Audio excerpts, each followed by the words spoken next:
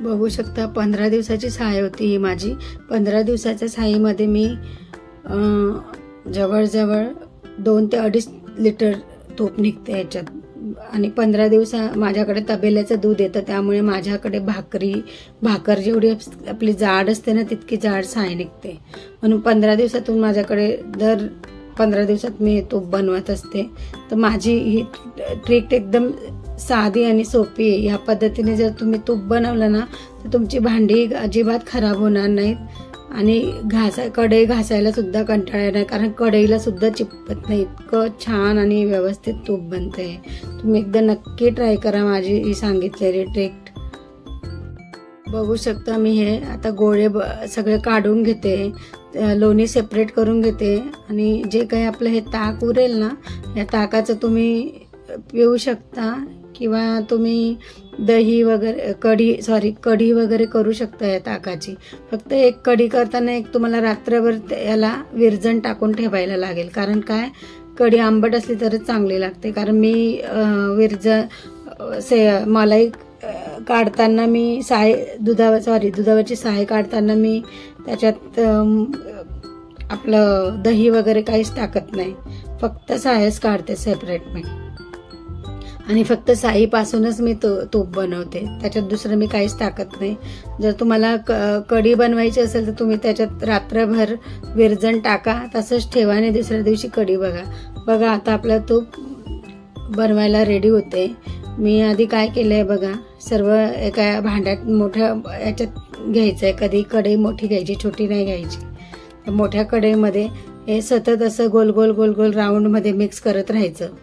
बघा सेपरेट तूप आणि बेरी आपली सेपरेट होते, अजिबात एक पण अशी गाठ वगैरे नाही बेरीमध्ये। बघू शकता तुम्ही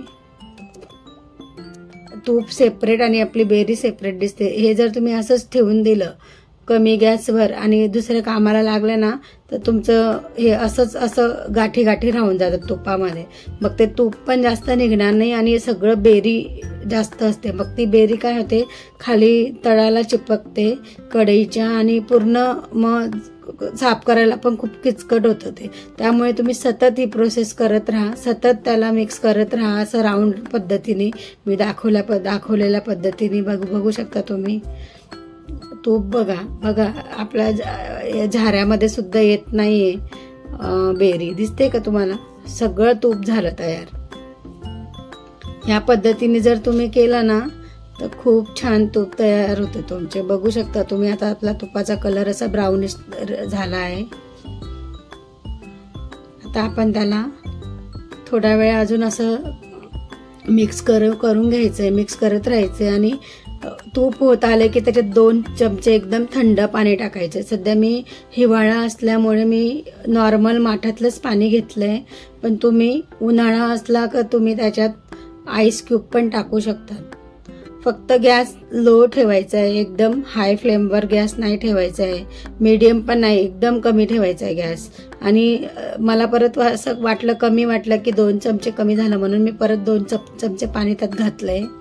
बघू शकता तुम्ही आपल्या तुपाचा कलर आणि तूप बघा किती पांढरं शुभ्र आणि किती छान तूप झालंय। बघू शकता तुम्ही फेस यायचं बंद झालं म्हणजे समजून घ्यायचं आपलं तूप। आणि शेवटची एक ट्रिक मी स्किप झाली माझ्यानी, मी तूप झाल्यानंतर पाणी घातल्यानंतर मी लगेच त्यात 2 तमालपत्र आणि 5-6 लवंग घातले होते। त्याच्याने तुपाला खूप छान फ्लेवर येतो आणि एक तूप एकदम पांढरे शुभ्र आणि व्हाईट होते मस्त पैकी। त्याच्यात तुम्हाला हे पण होत नाही, वास जो येतो ना तुपाचा असा एकदम जास्त दिवस झाल्यानंतर तो वास या तुपाला येणार नाही, तेलकट तुपकट वास येणार नाही।